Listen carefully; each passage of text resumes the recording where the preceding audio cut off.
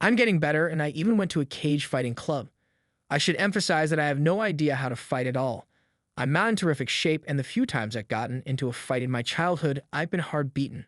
When I explained the matter to them, they were actually very pleasant and willing to assist. They made me work out for 2 hours first, and when that didn't work, they placed me in the ring with an experienced fighter. He was clearly gentle with me, and despite my best efforts, I didn't even give him a workout. He clearly allowed me to punch and kick him, but he easily blocked everything I threw at him. He was quick to smack me back the few times I managed to strike a blow with a little bit of force. His mild taps slapped me around humorously because I have no idea what I'm doing. He'd always check to see if I was okay before moving on, and he'd even apologized a few times for hitting me during our brief encounter when he believed he hit me too hard. Imagine apologizing for hitting your opponent in a battle. He clearly didn't view me as a threat, and I doubt he would ever see me as such. I have a newfound admiration for folks who can fight, and I'm determined to learn. These folks were the most laid-back people I've ever met. I want to be as relaxed as they are. My brief brawl was quite beneficial as it took the edge off. I don't have that searing rage. I'm still angry, but it's more controlled now. I'll return for more training and beatings. Even so, I'm still hesitant to meet my wife. I spoke with my son and assured him that we would be fine no matter what. Whatever occurs between his mother and me, I think of him and my son. Appreciated that, I believe, is greatly appreciated. I've spoken with a few mutual acquaintances and her parents, and it appears that my wife has become unglued.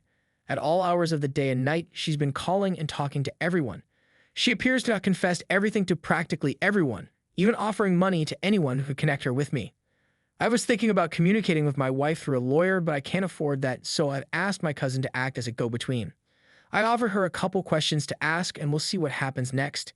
Next week, I intend to contact the app's wife as well. Some Redditors strongly advised me to speak with my wife and tell her that if I can adopt my son, I will consider reconciling. But I would never do such a thing, and I would never use my son as a pawn in any situation. As things stand now, I'd love to adopt him, but only if he asks and only if I'm certain it's what he wants and that he isn't being pressured or influenced by anyone. I believe I will be able to get through this since I have received so much helpful advice on this site.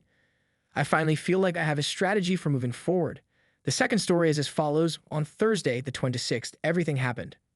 I was switching chargers with him, and his phone's screen lit up as I unplugged it. She sent a text that said, "I'm wet." Her sent you a text, and she wants you to know she's wet, I said in his ear. The dispute began when he uttered nonsense. I snatched his phone and shut myself in the toilet, where I hacked into his Facebook account, and there it was, all of it. He kissed her, danced with her, and sent her beautiful flowers. He presented her to our children. He spread stories about me to make me appear to be a bad person.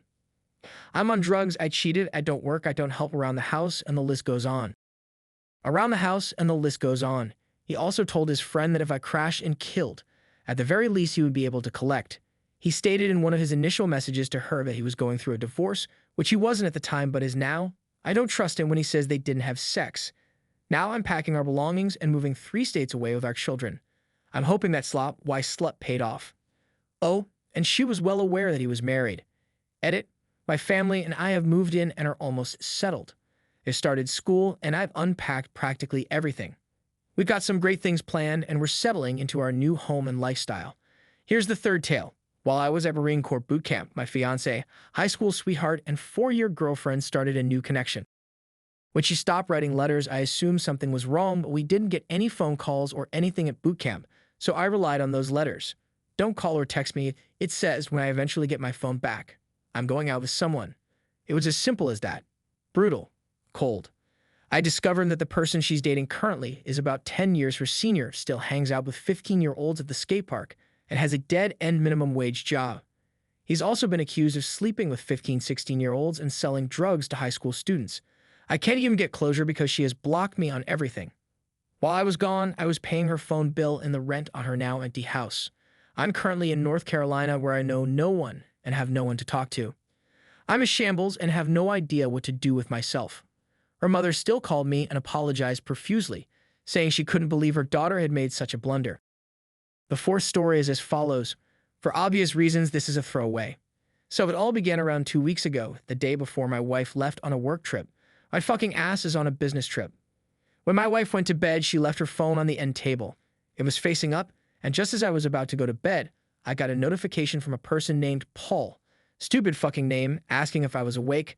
I would back over her conversations and discover that she has been sending fucking nudes to Paul. Their texts are quite sexual, which irritates me to no end. I shouldn't be snooping through her phone, but we agreed that trust is a virtue and she squandered it by cheating on me with fucking Paul.